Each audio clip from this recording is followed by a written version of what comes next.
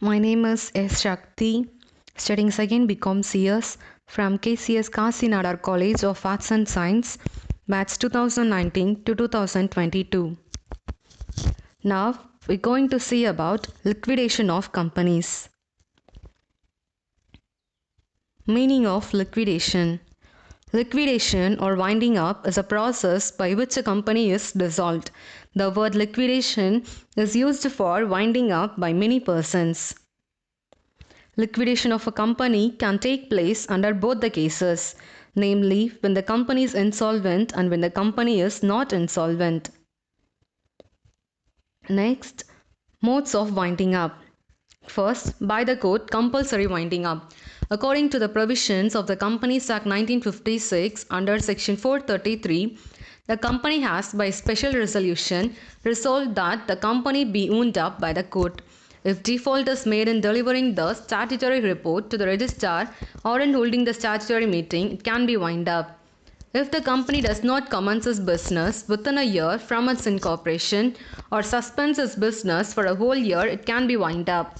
If the company is unable to pay its debts, it can be wound up. If the number of members is reduced below 7 in a public company and below 2 in a private company, it can be wound up. And next, voluntary winding up. That means when a company is wound up at the instance of either the members or the creditors, the winding up is termed as voluntary winding up. Voluntary winding up of company under Section 484 is possible when the period, if any, fixed for the duration of the company by the Articles of Association has expired, or if the company passes a special resolution to wind up the company voluntarily.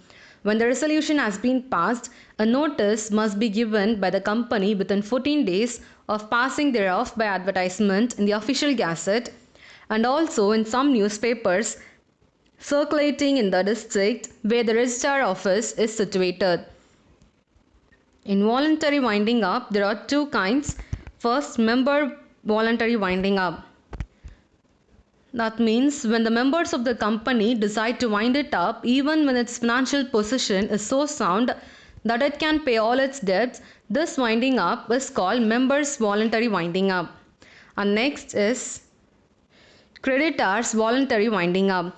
A voluntary winding up of a company in the case of which no declaration of solvency is required is called creditors winding up. The copy of the resolution passed in this meeting is sent to the registrar within 10 days of the date on which resolution is passed. And last, winding up subject to supervision of court. When a company passes a resolution for voluntary winding up, the court at any time thereafter may pass an order that the same shall continue, subject to the supervision of the court. The court may pass such an order on an application made by a creditor, member, or a contributory, and the order is called supervision order and may be passed by the court subject to such terms and conditions as it thinks fit. The court has power to appoint the voluntary liquidator as the official liquidator under section 522 to 527. Next, contributory. According to the provisions of the Companies Act 1956 under the section 428, contributory as every personal liable to contribute to the assets of a company in the event of its being wound up and includes any holder of shares which are fully paid up. Next, order of payment. The amount received from the sale of assets, including any call made by the liquidator on the partly paid up shares, should be first applied in payment of debts and liability. No shareholders can receive anything by way of return of capital unless all the creditors have been fully satisfied. Next, secured creditors. A secured creditor is one who holds some security for a debt due to him from the company such as pledge, mortgage, charge and lien. Security creditors may be fully secured or partly secured. If they are fully secured, the value of security offered to them would be more than the amount due. But in case of partly secured creditors, the value of security would be less than the amount due to them. Next, preferential creditors. Preferential creditors or payments, or those creditors or payments who or which have to be paid up or met before any payment is made to any creditors, except the cost of liquidation and the remuneration payable to the liquidator under section 530. Statement of affairs. Where the court has made a winding up order or appointed the official liquidator as provisional liquidator, unless the court in its discretion otherwise orders, there shall be made out and submitted to the official liquidator a statement as to the affairs of the company in the prescribed form, verified by an affidavit. This statement is to be submitted to the liquidator within 21 days from the date of the winding up order. Next, we're going to see about format of liquidation of final statement. And this is the format of liquidation of final statement. In receipt side, cash in hand, cash at bank, free assets realized, surplus. In surplus, we have to minus security realized or security loan. Next, call money received, amount received from contributor.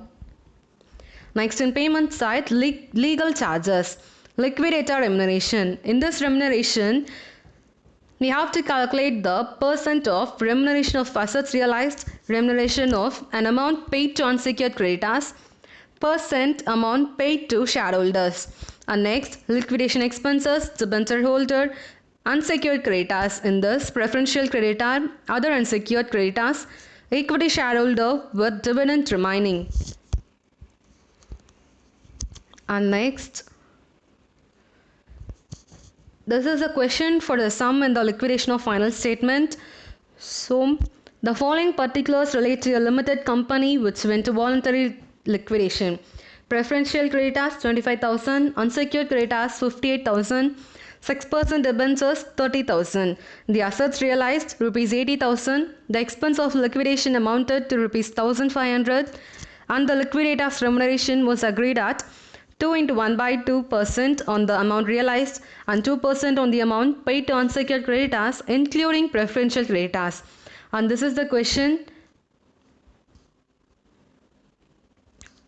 Now we can go to the sum, and first we will substitute the receipt column to assets realized. Just fill the particulars first. Next, we will substitute the payment column. First, legal charges, next liquidator's remuneration, and then leave some space to fill the amount which want to be paid to unsecured creditors, shareholders, and the remuneration for the assets realized. And next, liquidation expenses, debenture holders, preferential creditors, and at last, unsecured creditors. Now we can substitute the amount for the assets realized 80,000. And there is no other amount to substitute in the receipt side. Now, payment column, legal charges, no amount. In liquidator remuneration, we have to show the assets realized, unsecured creditors and shareholders paid amount. To show the assets realized, we have to calculate the assets realized amount 80,000 by 2 into 1 by 2. So, if we calculate this, we will get amount 2,000. And then for unsecured creditors, we have to take preferential amount 25,000, because in the question they said that amount paid to unsecured creditors including preferential creditors. That's why we took 25,000. So divide it by 2%. So we will get rupees 500. And then for liquidation expenses, 2,500, and preferential creditors 30,000. Sorry, for debenture holders 30,000, and for preferential creditors 25,000. And now plus all these amount, 2,000 plus 500 plus 1,500 plus 30,000 plus 25,000. If we plus all these amount, we will get 59,000. From that 59,000 minus the assets realized amount 80,000. So we will get the amount 21,000. and this amount is not enough to pay for the unsecured creditors. So divide the 21,000 as 21,000 into 2 divided by 102. So we will get amount 412. And now add these three amount 2,500, 412. So we will get the amount 2,912. Now add all these amount 2,912 plus 1,500 plus 30,000 plus 25,000. So we will get 59,412 and minus the amount 80,000. So we will get 20,588. This is the amount want to pay for unsecured creditors. And last, see that the both sides amounts are tallied or not. If it is same, then the sum is correct. And in receipt side we got 80,000, and also in payment side we got 80,000. So the sum we have done is correct. Thank you.